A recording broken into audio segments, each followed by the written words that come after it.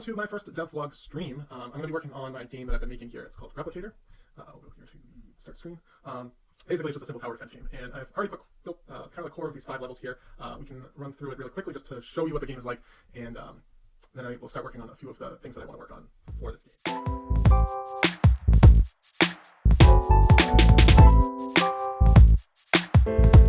I have my start screen, level choices, and we click play. Level 1 is very simple. We have this little tower here, and you can build the tower onto our little build points. The enemies will come spawning in, and when you kill all the enemies, you win the level.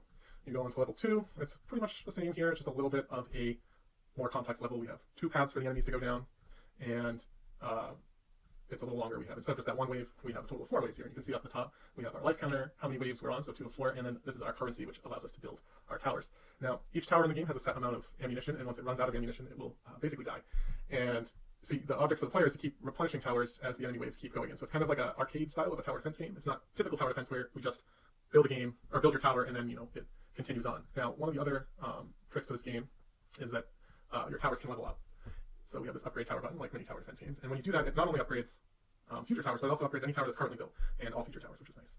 So we'll continue on here, and you can see it gets even a little more complex. This is a level where it's basically the opposite as the other one. So here we have 2 paths that the enemies can go down, and 1 path for where they enter from. So basically, we just kind of keep building these towers, and I am going to lose here because I can't play and talk at the same time. But anyway, you get the idea. And then we have a few more things I can show you. If we just scroll down to level 4, so we have blue and red towers now, and blue towers kill blue enemies, red towers kill red enemies. And you can see they only target the red enemies. So a few other things that are important to know: you can actually remove towers. So if you built the wrong tower, it is possible to remove the towers. And you can see the upgrade button upgraded all of my towers. Every time you upgrade, it actually does increase the cost of the upgrade. So you can see it started at 20, upgrade to 30, and then it increases from there. And then the final level is another idea that I have, which red towers can only be built on red squares and blue towers on blue. So you can see if I try and build a blue tower on a red square, it won't do that. It won't let me do that. So the idea here is to add another little bit of complexity to the way that this arcade-style tower defense game goes. So that's the general gist of what we have for this game so far. What I want to work on today is just a few different bug fixes and what I can do from there. We'll see what that accomplishes. So let's dive in, and we'll pull up. I can show you level 1, and you can see how I have this all set up here. So we basically have this waypoint system that I'm using for the enemies to follow as they are spawned in. So they'll find this waypoint, and then they'll go to the next one, and so on. That's how I have the pathfinding in the game. And we also have our spawn point, which is up here, and inside that we have this canvas, which will display that countdown as the next wave is coming. One current bug, so I can show you a few things here also. So this is kind of what I want to accomplish with this game, with this version of the game. So I'm on version 0.3 right now, and a few of the bugs that I've noticed so far. First, level 1, the incoming wave tries to display second wave. So I can show you what I mean by playing this game here. This one's easy to showcase because it happens very quickly. So you can see as we have our first incoming wave, and once I kill, or even before I kill this last enemy that comes in, we already start getting a second wave. So I need to figure out why that comes up. It only counts for a few seconds and then disappears. And then let's see, what else do we have on this? So the high score is not saving. I think I know why. I haven't really played around with that. And then I can't remove towers in level 4 and 5. So I'm just going to kind of go through and do what I can do and see where it goes from there. This is how we're handling this. We're saying if the countdown, which is just a countdown timer that I have, is less than or equal to 0, we set our incoming display to false. And then we spawn our wave, and we reset our countdown timer. Okay, so we have this variable here, which basically says that I want the next countdown timer to come on at 5 seconds before the wave is there. So we're going to count down from 5. So as long as the countdown is less than 5, but greater than 0, and basically we want to make sure that we still have enemies to spawn. So I think that might be why this is actually having an issue, is because we're still actually spawning enemies. Let's see. So let's change this to 5 and 1.5, and just to put a 10 on this. Now I think this will solve the problem. Yeah. So that was the problem. I think what was happening here was the countdown was getting to be less than the next incoming wave. So now let's fix. Let's check that off. That, and now I'm not going to do this one today, but because I think that's going to be a little bit more involved. But I am going to do this one right now because that's pretty quick to do. So we'll go to level 4. Save this, and I can show you what I mean. And I also kind of want to double check and make sure that it's actually my bug is correct here. So if I build these towers, you can see I can remove this one, but I can't remove the blue one. And the reason is probably pretty simple. And we can see that the delete tower UI is not in there. So I just need to open up that tower prefab. Open this up, and we just need to actually create this. So what I'm going to do is I'm just going to copy this, come back over here, and we'll paste that in here. And oh, did I not put that in there? Maybe that's what it is. Let's see if that fixes it. Did I really just not drag that over? What is not hooked up properly? Do we have any other scripts on this guy? Oh, maybe we need the box collider. Yep, that's what we need. I forgot we needed this so that we can get the mouse click. There we go. And then we need to hook up our button. So go in here, the button, and we say this. And then we go here and we do kill spawner. I'm pretty sure. Perfect. Okay, and so right now this is just a placeholder, right? I'm just trying to, I'm just having it so that it gets rid of the spawner. But what I want to do in the future is have the, if you try and move a spawner or destroy it, if you misplace a spawner, I want it to refund some of the costs. So say it costs 5 to put it down, maybe you get two back, so that you're not completely penalized. And you can also kind of strategically maybe spam a bunch of spawners that you want to use to kill one enemy, and then you might have another enemy and you need to quickly get rid of everything and then recoup some of that cost so that you can build spawners or upgrade other spawners and so on. So it's just ideas for the future. So that fixes that level. I'm pretty sure that will also fix level 5, but I can just double check just to make sure. Level 5, we'll do this because these are different.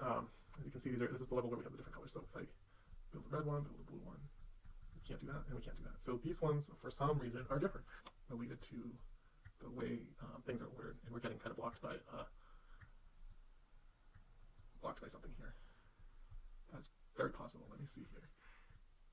All right, I think we want. Yeah, I think that's what it is. So let me go back to level 4, because when I did this at 1, -1, -1, player UI -1. And this is at 5, yeah, I think that's what it is. I think I'm getting blocked by a whole bunch of stuff. So these are all at a -1. And then the game board was at 5. So I think we should be good here. There might be one other thing I might need to move, but I'm pretty sure we're on the right track. Yeah. Perfect. All right, so that's solved. Hey, look at that. Not even a half hour in and I've already solved 2 bugs. All right, so the next thing I want to do is actually build something else into this game. And the one thing I think would be interesting is to try and see if I can figure out how to create the ability to only allow the player to build a certain number of towers per node. So the idea would be that say you are playing the game. We'll go back to level 2 here to demonstrate this. So say we're playing the game, and maybe this node can only have 2 towers built on it or something. So you have to be very careful that you don't waste your builds before your towers are powerful enough to really get out there. So it may not work out in a way where we can do that now. But as far as balancing the game, you have to take that into account and balance around it. But you might have to. So like that would be 1 tower, and then I'd only be able to build 1 more tower on this this node, and then after that the node itself would disappear, or maybe it becomes maybe it doesn't disappear, maybe it becomes damaged to a point where I would have to spend some of my resources here to repair that build location in order to build towers on it again. So that's kind of the design that I'm going for right now. So I think I can do that pretty easily because I'm already tracking how many towers I build, I think. So let's take a look at the code here. So I have this counter class, which just counts a whole bunch of stuff. And I have... Alright, so I have this counter here. It's nice. I basically have it set up as a void class, and I can get that number back in this class. So I have a get towers place number. So the idea is that I can get the number of towers I've placed in a game, but I can't. I need to be able to count how many towers have been placed on a node. So I'm going to have to do something else, I think, because I have the game board here, and so these are our nodes, and they don't actually contain a reference to how many towers are built on it. So I'm going to have to probably come into my node script here and create a counter for the number of times it's been built to.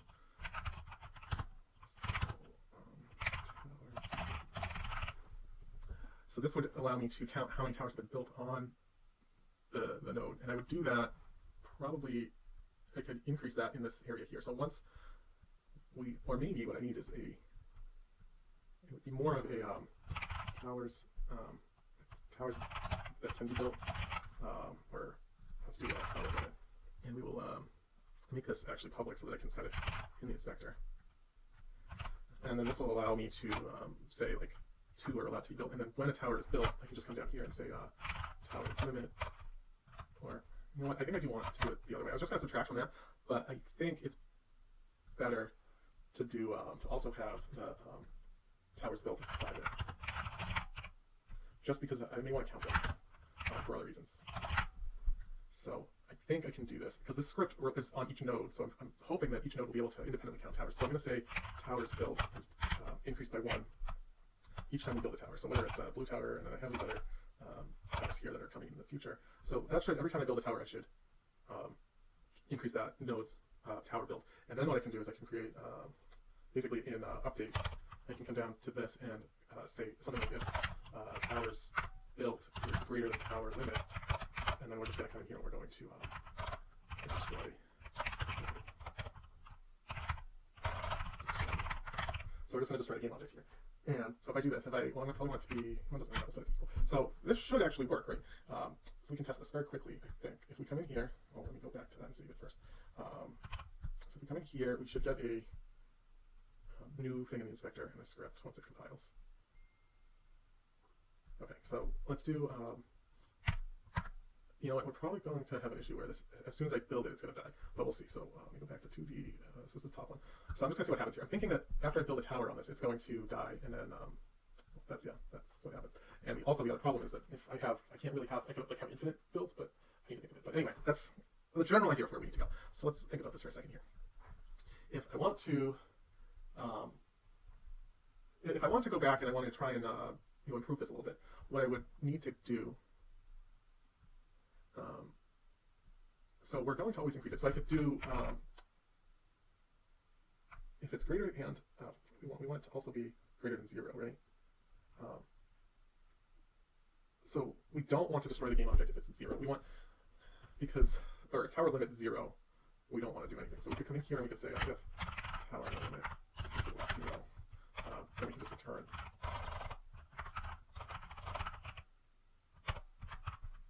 Otherwise, we're going to destroy. So basically, if the tower limit is equal to 0, we won't destroy the game. So that should be it's not, maybe not the most elegant way, I don't know. It's just a quick way that I can think of here. And that should work there, but then if I do that, it still destroys. So we're good here, and then I should be able to build. Can't build on anything. Interesting. Oh, that makes sense, because we are kind of, yeah, so that's not going to work. So what I can do is do nothing, and then we'll do else. To destroy this. This is probably better anyway. That way, if it's 0, I can do something else. But anyway, let's see if this works here.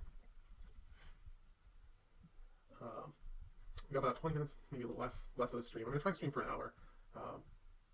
Okay, so yeah. So now we have these. And now my assumption is, when this tower on the top here dies, I won't be able to actually build it again.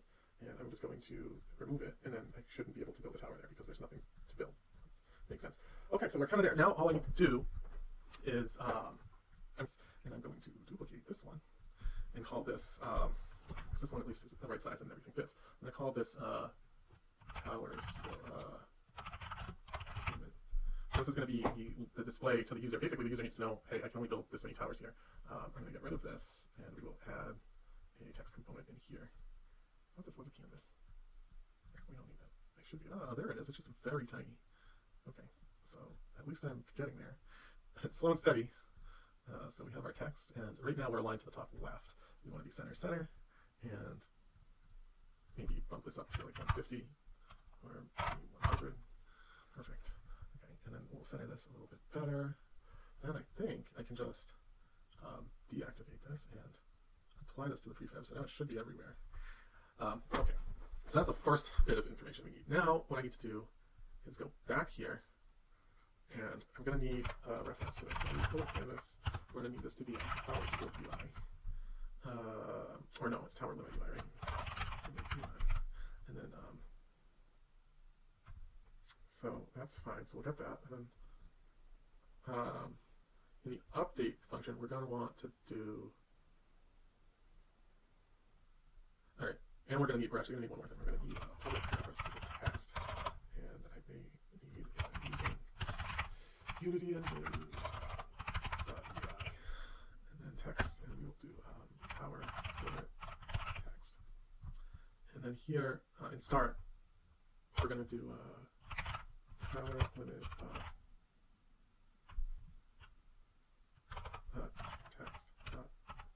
text equals tower limit 2, and then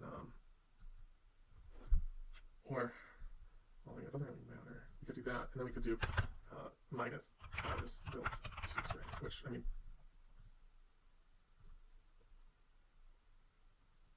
Right, so we want to do it separately. That makes sense, really. So we want to do this, and then basically put this in a thing, and then do And then we also want this thing in update. So we'll come down to our update function. We'll do this here. You know what? I'm going to do it. If our limit is greater than 0, then we do this. We'll clean this up later. This is, basically just trying to start getting on the right track. So let's do, whoops. So we need to have tower limit UI and the text UI.